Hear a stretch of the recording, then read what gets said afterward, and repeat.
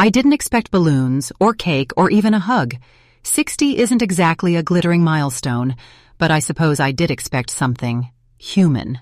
Instead, my son Nathan sat across from me in our shared kitchen, my kitchen, though he likes to call it his house, and slid a slick tri-fold brochure across the table like he was offering me a vacation package. "Happy birthday, Mom," he said. No smile, no warmth, just a brochure. I blinked at it. Evergreen Hills, assisted living with dignity. At first I thought it was a joke, a bad one. But Nathan doesn't joke. Not anymore. Not since Stephanie moved in. Not since I let them both live here just for a while after their condo deal fell through. That was 3 years ago. "I don't understand," I said slowly, fingers resting on the glossy image of a silver-haired woman being spoon-fed by a nurse. "Is this for me?" Nathan sipped his coffee, my coffee, from the blue porcelain mug that used to be his father's. "You've been a bit forgetful lately, Mom. Stephanie and I were talking, and we just want what's best for you." Stephanie. Always Stephanie. That woman has a way of inserting herself into everything, like mildew. Forgetful? I haven't forgotten a single birthday bill or grocery trip in 40 years. I clip coupons. I keep a spreadsheet of expenses. I noticed when Stephanie started buying oat milk at $6.89 a carton and charging it to my card, but I held my tongue. Now I wish I hadn't. "I cook. I clean. I pay the mortgage," I said, my voice shaking. "I'm not going anywhere." Nathan sighed like I was being difficult. "Mom, you're 60. It's time to start thinking about the next chapter. These places have community. Events. Bingo. Bingo." They wanted to warehouse me somewhere with bingo and beige wallpaper. I stared at my son, my only child, the one I raised alone after his father passed in '98, the one I packed lunch, cheese for every day until college, the one I worked double shifts to support through med school, only for him to drop out and get his real estate license instead. And now, on my birthday, he handed me a one-way ticket to oblivion. That night, I couldn't sleep. I lay awake in my room, the master bedroom, still mine, listening to their muffled laughter from downstairs, probably watching Netflix on the big TV I bought with my tax return in 2017. It's funny what keeps you up. The small humiliations, the way Stephanie calls me sweetie in that voice she uses for the dog, the way Nathan only texts me when he needs a little help covering rent he hasn't paid in 34 months. I got up and went to the kitchen. The brochure was still there on the table, as if mocking me. I picked it up and flipped through the pages, wide corridors, smiling staff, testimonials from people named Marge and Clarence. I stood there, barefoot on the cold tile, and I felt something shift inside me. Not rage exactly, something quieter, heavier. Resolve. If they thought I was senile, if they thought I was weak, let them. It was time to play the game they started. The next morning, I made pancakes. I haven't cooked for them in weeks. Stephanie's gluten sensitivity makes her act like regular flour is a death sentence. But I made them anyway. Stacked high, golden brown, with fresh blueberries. Stephanie looked suspicious. "Is this gluten-free?" I smiled sweetly. "Nope." Nathan didn't notice. He was too busy scrolling through his phone. "Hey, Mom, did you see that assisted living place had a discount for early registration?" I said, buttering a pancake. "Sounds like a great deal." His eyebrows lifted. "You're open to it?" "I've been thinking," I said slowly, keeping my voice even. Nathan perked up. "Oh yeah, we should talk about the deed. We were wondering if—" "Don't worry," I interrupted, taking a sip of my tea. "I'll take care of everything." Over the next week, I quietly collected data. Mortgage statement. Still under my name. Fully paid off last April. Utilities. On auto-pay from my account. Title deed. Secured in my filing cabinet. Right under the appliance warranties and birth certificates. Insurance policy. Up to date. House insured for $487,000. I also called my old friend Linda from church. She runs a print shop. I asked her to make something custom. She didn't ask questions. The fake eviction notice arrived 2 days later in a crisp manila envelope. It looked official. Watermark, seal, legal jargon. I even had it signed R.J. Whitman, property consultant. No such person exists. I left it on the kitchen table, just like Nathan had done with that brochure. I heard the explosion from upstairs. "What the hell is this?" Nathan's voice, sharp and high-pitched. I walked down slowly, like I hadn't been waiting by the banister. Stephanie was waving the notice like it was on fire. "You're evicting us? You can't do that." I looked her in the eye. "Oh, but I can." Nathan's face was red. "Mom, this is insane. You're not serious." "I am," I said calmly. "You said it yourself. It's time I move on." "Well, so should you. You have 30 days. Stephanie shrieked something about tenants' rights. I just smiled. "I suggest you start packing," I said, "and maybe pick up a brochure or two.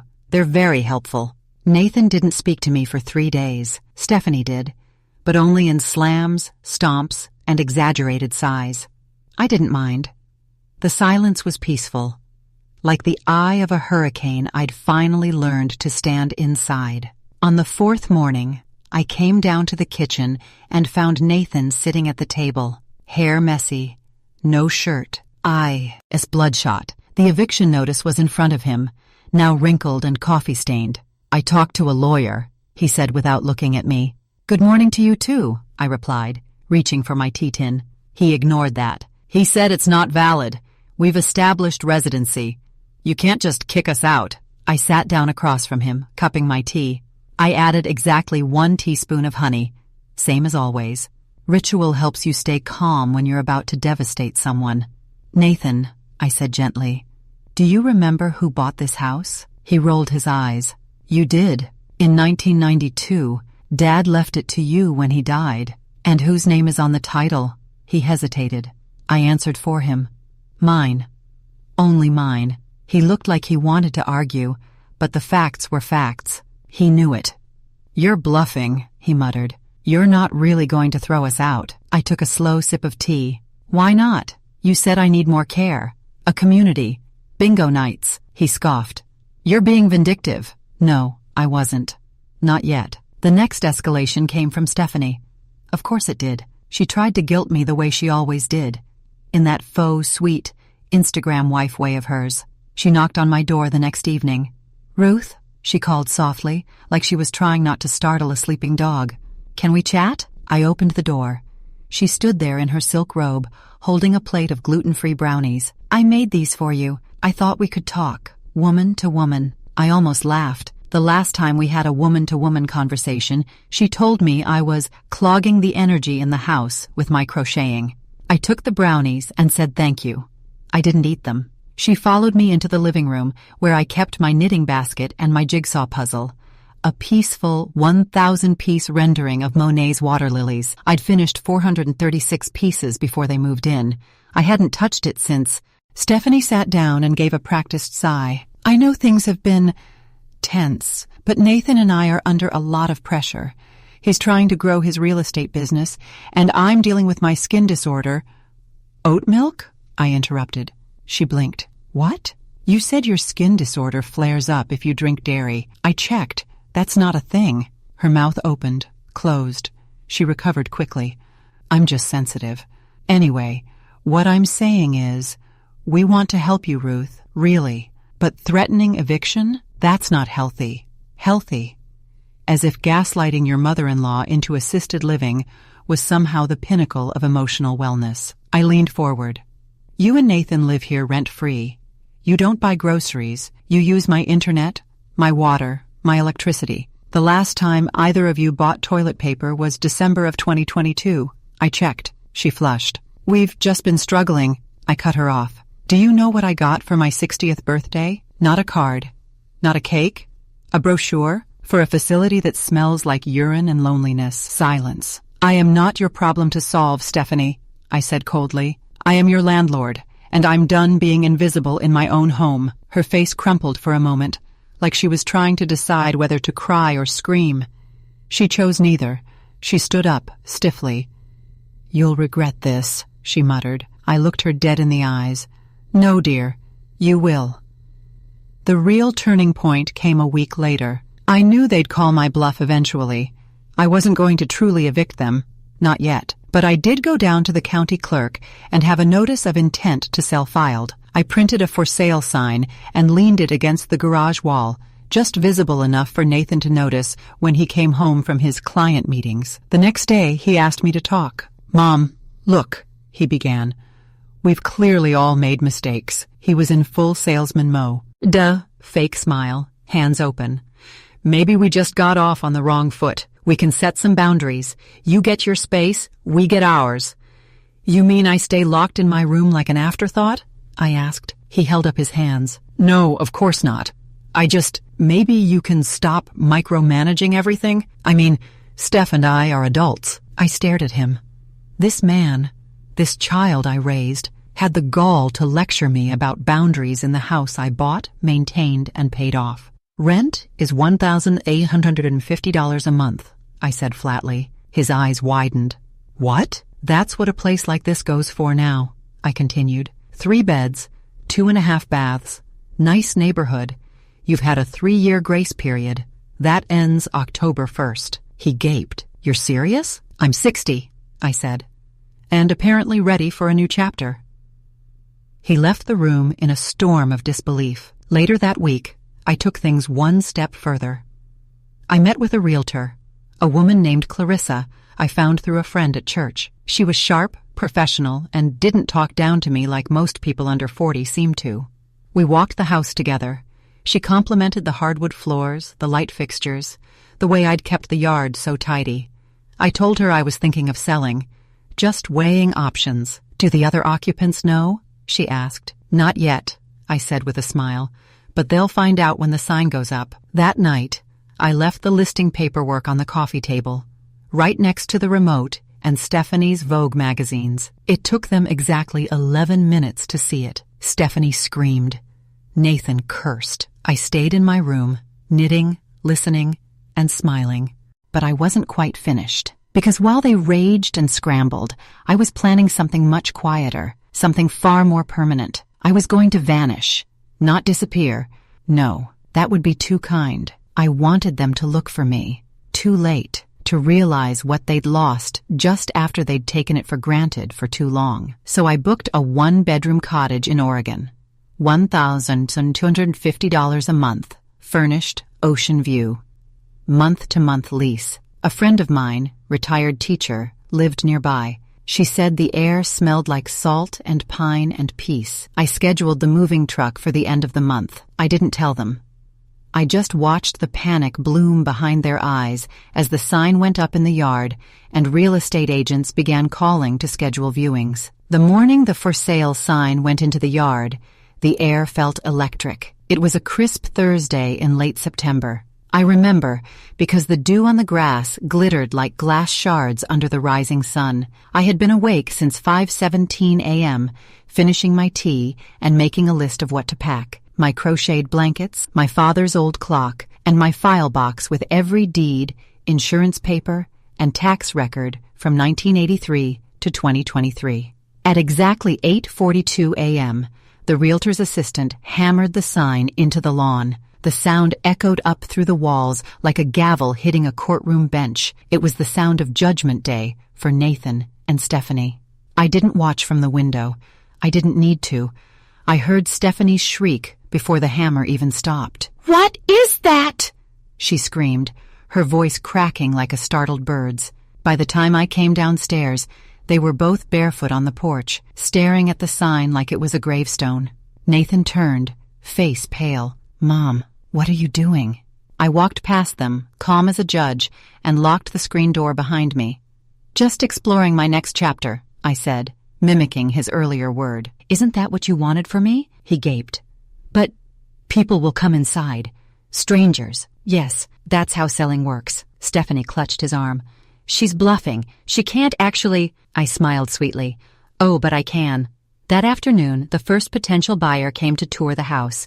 A young couple, polite, whispering about the charm of the kitchen tile and the size of the bedrooms. Nathan sulked upstairs, blasting music. Stephanie fled to the backyard. I led the couple around with practiced ease. Hardwood floors refinished in 2019, I told them.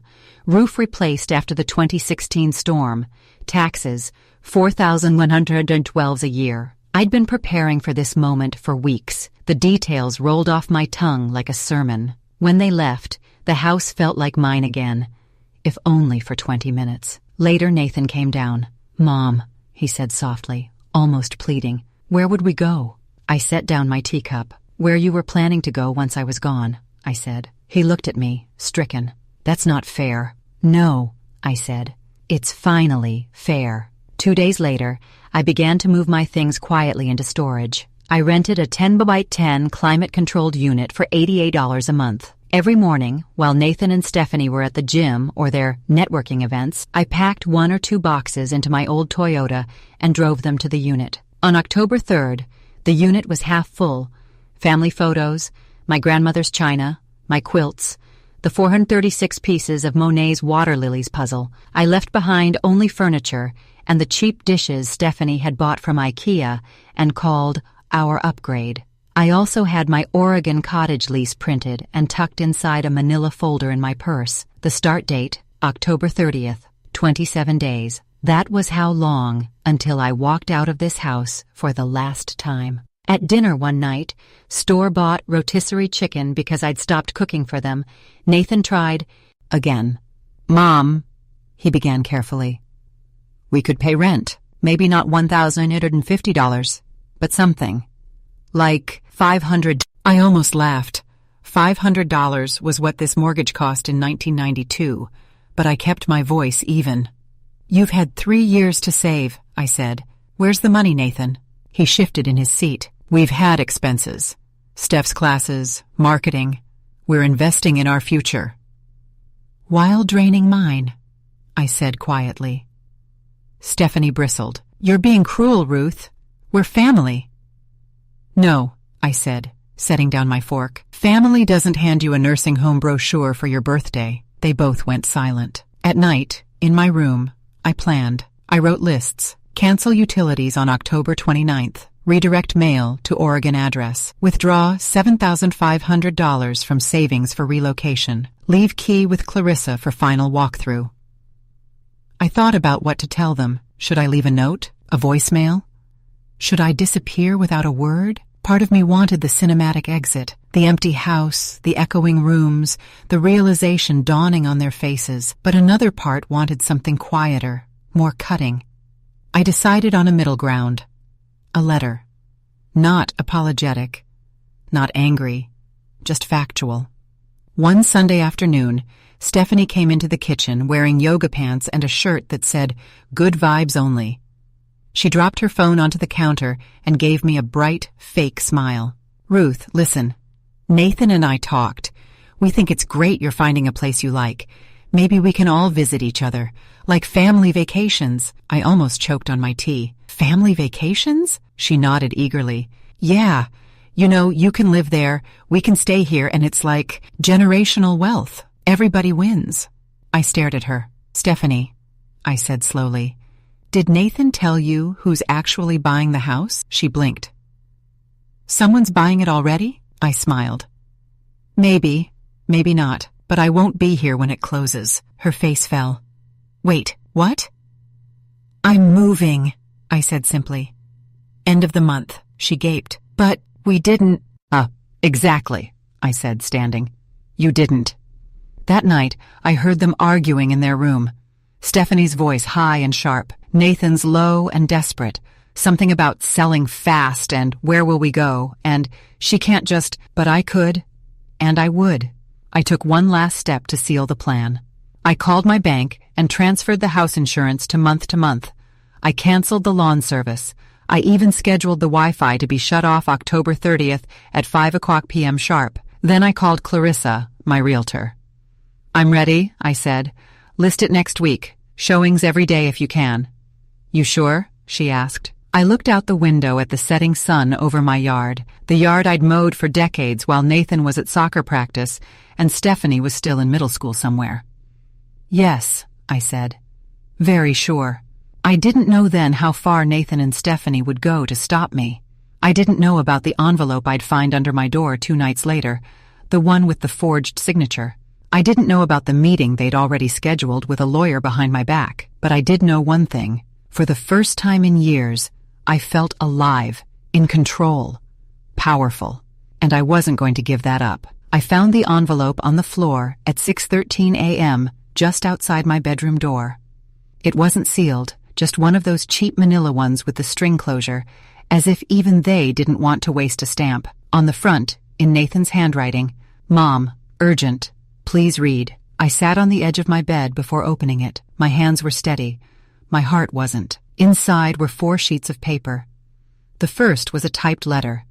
A pathetic attempt at persuasion dressed up as legality. Nathan had titled it Cohabitation Agreement in bold. He was trying to turn squatting into something civil, but it was the last page that made me pause because it had my signature on it. My full name, in cursive, curved exactly the way I'd always signed. I brought the paper closer to the light, held it under the lamp on my bedside table, the one with the crocheted shade I made the year Nathan got married. I knew my signature like I knew my own hands, and while it looked like mine, something was off. The H was too tall. The loop in the Y didn't quite hook like it always did.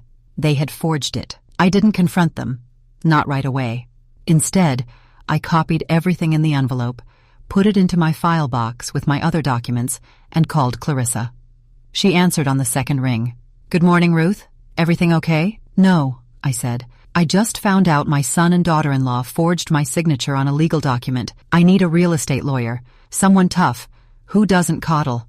There was a pause. Then Clarissa's tone changed. "I have just the guy." By 10 a.m., I was in the office of Leonard Kim Esquire. He had the posture of someone who never let anyone talk over him, and his office smelled like leather and dust, the scent of accountability. He skimmed the papers in silence. When he was done, he looked up. "This document has no legal weight.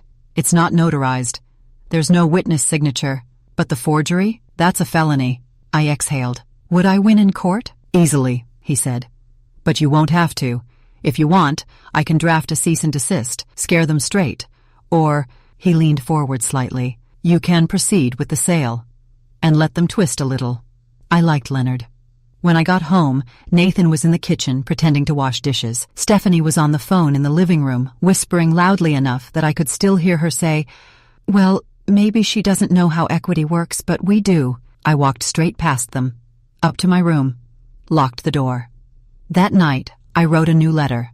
Not a forgery, not a threat, a will. I left everything to a scholarship fund for single mother. Is over 40 going back to college. Nothing to Nathan, not a dollar. Not even the dining set. By October 18th, the showings were daily. Couples, investors, even a retired teacher looking to downsize. Clarissa handled everything.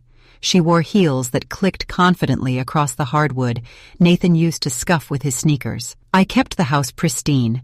I baked banana bread during showings and left a note that said, "Make yourself at home, for real." Nathan and Stephanie started sleeping in, staying out later. I think they were in denial. They thought I was bluffing, still clinging to the old image of the mother who made pancakes and stayed quiet. But that woman was gone. She'd been buried the day her own son handed her a glossy brochure with the word dignity on it like it was a mercy kill. The confrontation finally came on the 21st. I was folding laundry when Nathan barged in, red-faced and shaking. "You hired a lawyer?" he snapped. "You went behind our backs?" I set the towel down calmly. "I did. After you forged my name on a legal document." Stephanie followed him in, arms crossed, face blotchy. "We were trying to protect ourselves," she hissed. "You were making crazy decisions, selling the house without even talking to us." "It's my house," I said slowly, "and the only crazy decision I made was letting either of you back into it." Nathan jabbed a finger toward me. "You think you're teaching us a lesson, but you're destroying your own family." I stood. All the years of sacrifice, working overtime, taking on side gigs, eating stale cereal so he could go on field trips, surged to the front of my mind like a dam bursting. "No," I said, with a bitterness that came from the marrow. "I destroyed my family the moment I started treating you like a guest instead of a grown man, and I'm correcting that mistake." Stephanie turned to Nathan. "This is insane." "She's unstable." I looked her in the eye. "You moved into my house. You spent my money. You tried to erase me with a brochure. The only unstable thing here is your sense of entitlement." They left in a flurry of angry mutters. The door slammed. I didn't flinch. 3 days later, on October 24th, I accepted an offer. A retired couple, Susan and Gerald. Sweet people. Offered $512,000 cash. No contingencies. Closing in 30 days. I signed. Clarissa called it a clean break. I called it freedom. I didn't tell Nathan and Stephanie until the 27th. I waited until they were both sitting in the living room, watching a true crime show about a woman who faked her own death. I found the irony delicious. I walked in with a cup of tea, sat in my recliner, and said calmly, "The house is sold. You have until October 30th to move out." Stephanie looked up like I'd just insulted her ancestors. "You can't do this. You didn't even give us a chance to match the offer." "You had 3 years of chances," I replied. Nathan stood. "We have nowhere to go." I nodded. "And I had nowhere to live when I was 28 with a newborn and a dead husband. I figured it out. So will you." Stephanie stormed off. Nathan just stood there, stunned, like he'd just realized I wasn't going to cry or beg. I left the room, and I smiled. The last box I packed held a photo album. The cover was cracked leather, the pages curling slightly from age. Inside, Nathan's first steps, our first Christmas without his father. Me, holding a homemade birthday cake in one hand, and Nathan on my hip in the other. I took it with me, but I left a copy on his bed. Let him remember what love looked like before he replaced it with entitlement. October 30th. I woke up before dawn, just like I always did, but something in the air was different, lighter, quieter. Even the house seemed to breathe easier, the way a body exhales when it finally stops pretending to be okay. I slipped out of bed and brewed my last cup of tea in that kitchen. My mug, the chipped one with the little blue flowers Nal, then gave me for Mother's Day in 2002, sat next to a packed cardboard box labeled Essentials, Oregon. I took one last look at the refrigerator, still covered in outdated magnets, expired coupons, and Stephanie's vision board from 2023 that said Manifest Luxury in gold bubble letters. I didn't touch it. I didn't need a souvenir from her delusions. Outside, the moving truck was already idling at the curb. It smelled like diesel and finality. A man in a gray hoodie gave me a friendly nod. "Miss Hartman?" "That's me," I said.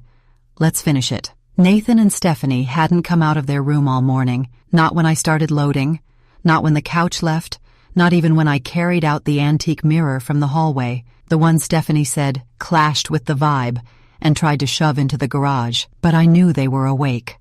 I could hear footsteps upstairs, whispers, a door creaking open and closed. They were waiting for me to change my mind. At 11:04 a.m., the last box was in the truck. I tipped the movers in cash, $60 each, the same as my age, as a little poetic touch. One of them smiled and said, "Hope Oregon treats you better than these two." I didn't ask how he knew. I just nodded. Back inside, the house echoed. Empty rooms do that. Amplify every sound, every memory, every mistake. I stood in the center of the living room, turning slowly. I could still see it in my mind. Toddler Nathan pushing his toy truck, the spilled apple juice, the couch I bought on clearance the year the furnace broke, then footsteps behind me. Nathan. He looked hollow. Dark circles under his eyes, no shirt, just sweatpants and desperation. "Is this really it?" he asked. I turned to face him. Yes. Stephanie emerged behind him, arms crossed tightly over her chest like a barrier. "You're abandoning your family." I smiled. "No, I'm setting it free." They both stared. I handed Nathan a manila envelope. This one was sealed. Inside, a single-page letter, a forwarding address, and 2 printouts of local apartment listings. One studio, $1,195 a month, walking distance from a bus line. One bedroom, $1,450 a month, no pets, but first month free. I'd even highlighted the application links. "Consider it a final gift," I said. He didn't open it, just held it like it was radioactive. "You're heartless," Stephanie whispered. I turned to her, voice low and steady. "No. Heartless was making a birthday dinner for my son and finding a nursing home brochure under my napkin. Heartless was you calling my puzzle table clutter and my crocheting a tripping hazard. Heartless was deciding the best place for me was far away, so you could pretend the house cleaned itself and the bills paid themselves." Her jaw trembled, but she didn't reply. I stepped toward the front door. "I don't hate you," I said softly, "but I love myself more." Outside, the air was cool. Autumn crispness, the kind that smells like endings and beginnings all at once. As I stepped onto the porch, Stephanie shouted behind me, "What will people think? You ran away from your own son!" I paused at the top step. "Let them think what they want," I said, turning my head. They weren't here at 3 a.m. when I lay awake, wondering how my son turned into someone who sees me as furniture. And then I walked away. Clarissa was already parked out front, keys in hand, ready to take final possession before closing. She wore sunglasses, sharp heels, and a look that said, "This woman did not come to play." I liked that about her. She gave me a nod. "Clean break?" "Clean enough," I said. We signed the final documents on the hood of her car. The pen felt heavy in my hand, but my signature was mine, perfectly looped. No forgery this time. And just like that, the house was no longer Meg. Nay, I drove away slowly, not because I was sad, but because I wanted to remember the oak tree Nathan used to climb, the crooked mailbox I always meant to fix, the patch of grass where Stephanie once told a guest not to park because it ruins the aesthetic. I didn't cry. Not once. I just breathed. 12 hours later, I was in Oregon. The cottage was small, but warm. Blue shutters, a fireplace, and a little garden out front already blooming with mums. It smelled like salt, pine, and freedom. The rent was $1,250 a month, and I paid the first 3 months in full. The landlord, a retired librarian named Edith, gave me a lemon pie as a welcome gift. "I always wanted to retire by the ocean," she said. "Me too," I replied. 3 days passed before I got the first voicemail from Nathan. He didn't yell. He didn't beg. He just said, "I didn't think you'd actually do it. I'm sorry." I didn't respond.